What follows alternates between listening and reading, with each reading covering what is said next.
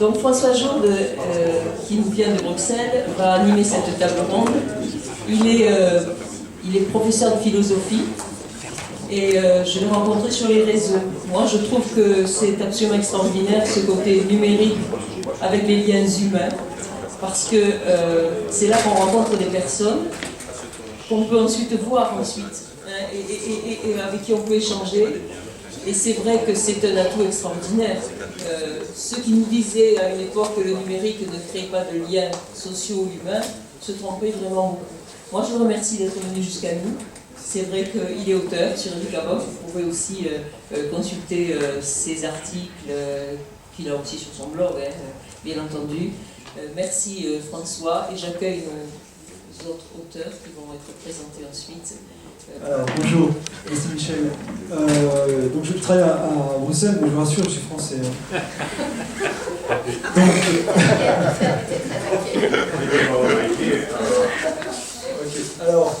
alors je reprends juste, je cadre. Moi c'est facile, hein, je cadre un peu et ensuite je m'assois presque. Parce que, avec ça, donc je cadre un petit peu les menaces qui ont été rappelées par Michel en liminaire au début de cette matinée. Les menaces liées au numérique, alors évidemment, la surveillance privée, qui viennent des grands acteurs du web et qui sont généralement faites à des fins commerciales. Hein. Le profilage, évidemment, l'adaptation du contenu selon ses profils, toutes les stratégies de captation de l'attention, ça c'est une expression de Bernard Stiegler, la captation de l'attention. Les menaces liées à la surveillance publique des États pourtant démocratiques sur la part des citoyens, les menaces de censure aussi, et puis en lien avec tout ça, évidemment, tous les data dont on parlait aussi ce matin, les objets connectés, géolocalisation, data de profilage, les traces numériques que nous laissons, et puis les problèmes de liberté qui se posent dans les usages des réseaux sociaux et des dérives en termes d'addiction et encore une fois en termes de traces et en termes d'identité. Alors, il y a peut-être deux questions que nous poserons. La première, en quoi ces évolutions de nos sociétés, est-ce qu'elles concernent l'éducation et l'enseignement? Et la seconde, c'est, si tant est que ça nous concerne, comment développer chez nous le respect des droits et des libertés. Alors, peut-être pour la première question, j'aurais envie de demander, après tout, est-ce que c'est vraiment un problème pour l'école? Je veux dire que, est-ce que c'est vraiment à nous de faire quelque chose de différent de ce que nous faisons depuis bien longtemps? C'est-à-dire, l'apprentissage, on n'a pas attendu les problèmes actuels pour mener l'apprentissage de la pensée éclairée, de la réflexion critique, transmettre les compétences de la réflexion, évidemment, qui sont celles de la culture classique. Et est-ce que ça n'est pas suffisant pour former les esprits à la liberté? Et d'ailleurs, est-ce que c'est pas nécessaire de maintenir l'école dans une certaine extraterritorialité, dans une certaine étanchéité, dans un certain recul par rapport aux outils numériques, parce que cette mise à l'écart est peut-être la seule façon de maintenir un espace de libération par rapport à ces pressions-là, un espace de recul, et donc il devrait passer par une façon de recentrer l'école sur ces pratiques de base. Et d'ailleurs, là, on pourrait opposer peut-être les modalités de pensée induites par les écrans, distinguer des modalités de pensée induites et permises par le livre, par la page du livre, par la clôture de la page du livre, qui n'a pas de lien intertexte, qui permet de maintenir l'attention et qui permet sans doute de construire une liberté comme la capacité de maintenir sa détermination sans passer dans cette liberté un peu folle qu'on voit toujours dans les premières parties des copies de philosophie, qui est, enfin c'est bien qu'il soit, c'est la liberté de l'électron, de la limaille, qui croit être libre, mais en fait elle n'est qu'attirée par les champs de force à droite et à gauche et celle du bouchon qui flotte bizarrement sur la surface ballottée par les vagues.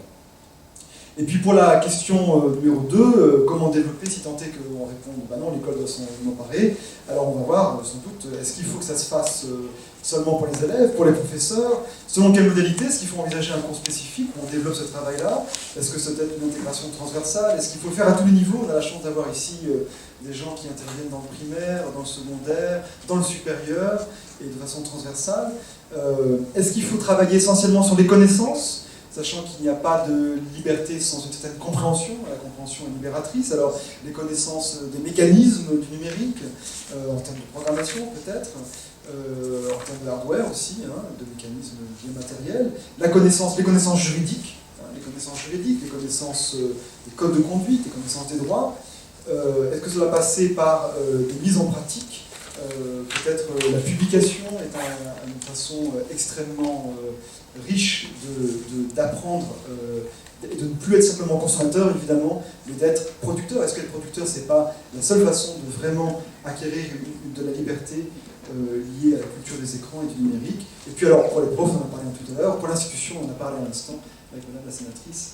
Donc voici ces questions. Alors peut-être prendre la première question que je me suis forcé de poser de façon volontairement un peu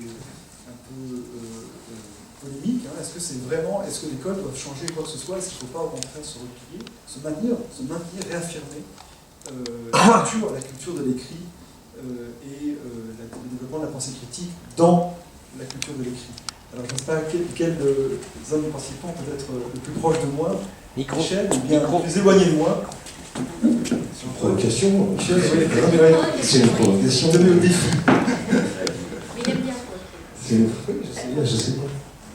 D'abord, la culture de l'écrit, alors là, s'il y a bien quelque chose qui est un paradoxe du numérique et de l'Internet, c'est que, contrairement à ce que les Italiens pouvaient imaginer il y a 15 ou 20 ans, au contraire, l'écrit n'a jamais été aussi important. Jamais aussi important. On imaginait un monde numérique plein d'images, plein de vidéos. Certes, elles sont là, ces images animées fixes, ces sons, pas encore les odeurs, mais peut-être bientôt. Mais en tout cas, l'écrit n'a jamais été aussi présent.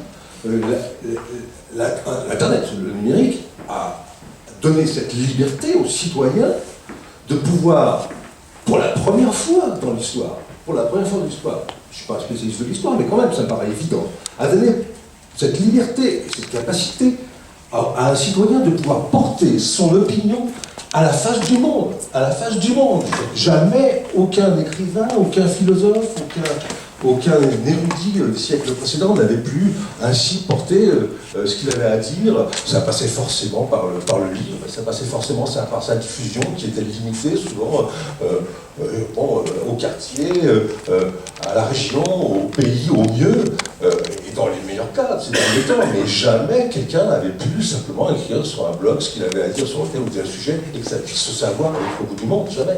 C'est une facilité incroyable. Donc l'écrit, au contraire, trouve toute sa force. Il est renforcé, il trouve toute son expression.